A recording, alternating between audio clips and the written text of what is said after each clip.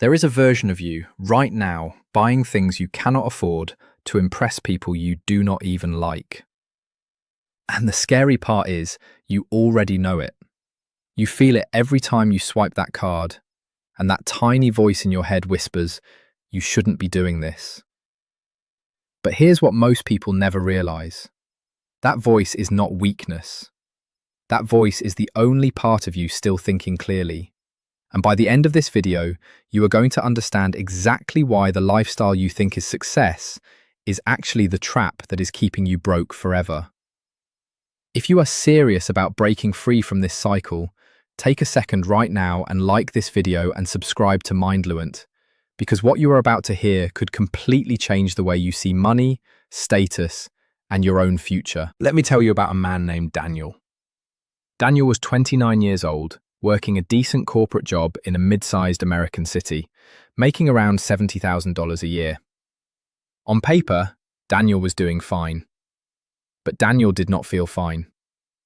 Every day he drove past the parking lot of his office and saw his co-worker's brand new German sedan gleaming in the sun, and something inside him twisted. So Daniel did what millions of people do every single year. He went out and financed a car he could not afford. Not because he needed it, because he needed people to look at him differently. Here's where things get interesting. That car payment was $420 a month. Add insurance, add gas, and Daniel was bleeding almost $600 every single month on a machine that was losing value the moment he drove it off the lot. But Daniel felt amazing for exactly 11 days. Then the feeling faded. And guess what happened next? He needed something else to chase that feeling again. This is the trap. Nobody tells you this in school, nobody tells you this on social media, but luxury spending is not about the item. It is about the emotion. Psychologists call this hedonic adaptation. And don't worry, that is not some complicated academic term you need a degree to understand. It simply means this. Human beings get used to good things extremely fast. You buy the bag, the watch, the shoes, and for a few days, your brain lights up like fireworks. Then your brain adjusts. The excitement disappears, and you are left chasing the next purchase just to feel normal again. But that's not the most important part. The most dangerous part is what this does to your identity. Every time you buy something to look successful instead of to build success, you are quietly telling your brain, I am someone who needs external things to feel like I matter. And once your brain accepts that belief, it becomes almost impossible to build real wealth. Because real wealth requires patience. And your brain has now been trained to crave instant emotional rewards. Let's talk about somebody on the complete opposite end of this story. Sarah Blakely, before she became a self-made billionaire through Spanx, spent years driving an old beat-up car and living well below what she could technically afford, even after her business started generating serious money. People thought she was being cheap. She was not being cheap. She was being strategic. While other people were spending to look rich, she was investing to become rich. That is the difference between motion and progress. Spending money to appear successful is motion. It feels productive, it feels exciting, but it goes absolutely nowhere. Investing money, even small amounts, consistently into things that grow, that is progress.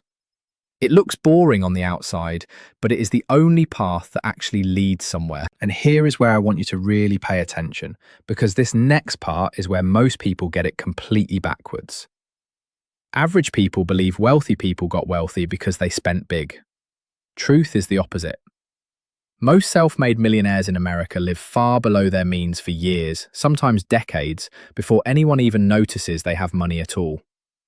Meanwhile, the people leasing luxury cars and flying first class on credit are often one missed paycheck away from financial collapse. It's not envy talking, it's math. And math does not care about your image. If any of this is hitting close to home right now, drop a comment below and tell me the one purchase you made just to impress somebody else. I read every single one, and trust me, you are definitely not alone in this. Let's go back to Daniel for a second, because his story does not end in that parking lot. About 8 months after buying that car, Daniel got hit with an emergency he did not see coming. His mother needed surgery, and he had almost nothing saved because every extra dollar was going toward that car payment and the lifestyle around it. That moment broke something in him. Not in a dramatic movie way, but in a quiet, brutal, 3 a.m. staring at the ceiling kind of way. He realized he had spent years building an image instead of building a foundation. Here's what surprised everyone, including Daniel himself. Instead of spiraling, he made one decision that changed everything. He sold the car. He downgraded to something reliable and boring, and he took that $600 a month he was burning every single month and redirected it into an index fund. No hype, no excitement, no Instagram post about it, just quiet, consistent action. 3 years later, that decision alone had grown into over $25,000. Not because Daniel got lucky, because he stopped needing to look rich and started actually building wealth. This is the identity shift that changes everything. There is a massive difference between a consumer and a builder. A consumer asks, what can I buy that will make me feel good right now? A builder asks, what can I do right now that my future self will thank me for? A consumer reacts to emotion. A builder thinks in decades. And the wild part is, this shift does not require more money. It requires a different relationship with the money you already have. Let's talk about fear for a second, because fear is running this entire game behind the scenes, and almost nobody admits it. The truth is, a lot of luxury spending is driven by a quiet fear of being seen as unsuccessful.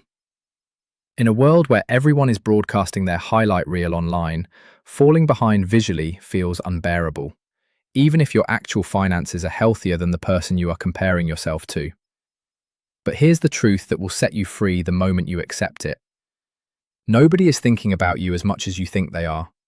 Everyone is too busy managing their own anxiety about how they look to genuinely notice or care about your car, your shoes, or your vacation photos. The moment you internalize that, something powerful happens. You stop performing for an audience that was never really watching, and you start making decisions purely based on what actually moves your life forward. That is not just a financial shift. That is a psychological liberation. Now let's bring in one more contrast, because this is where strategic thinkers separate themselves from average thinkers permanently. Average thinkers ask, how do I afford this thing right now? Strategic thinkers ask, what does owning this thing cost me over the next 10 years? And is that trade worth it? A $50,000 car is not just $50,000. If invested instead at a reasonable return over 20 years, that same amount could grow into several $100,000. That is not a guess.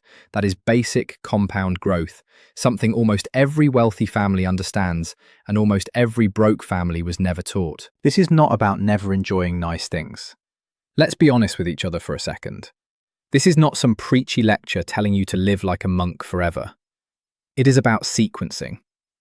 Buy the reward after you build the foundation, not instead of building it.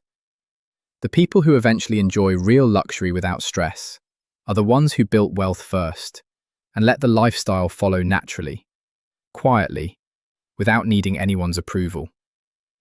The real lesson comes down to this. Every single day, you are casting a vote for who you are becoming. Every purchase, every decision, every moment you choose patience over impulse.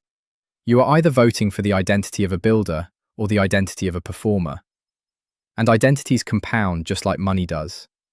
Small, disciplined choices, repeated over years, create a completely different life than small, impulsive choices repeated over years, even if both people started with the exact same income. If this video is opening your eyes even a little bit, share it with someone in your life who needs to hear this today. Because sometimes the people closest to us are stuck in this exact same trap and just need one honest push to see it clearly. So here is what I want you to walk away with. The luxury trap is not really about luxury at all. It is about identity, emotion, and fear disguised as success. The bag, the car, the watch, none of it is the enemy. The enemy is using those things to fill a void that only discipline, patience, and real progress can actually fill. You do not need to prove anything to anyone who was never truly paying attention in the first place. You need to build something real, quietly, consistently, even when nobody is watching and nobody is clapping. Because one day, the version of you who chose patience over performance is going to look back at this exact moment and thank you for finally deciding to stop chasing the image and start building the life. That is the real luxury, and it was never for sale in the first place.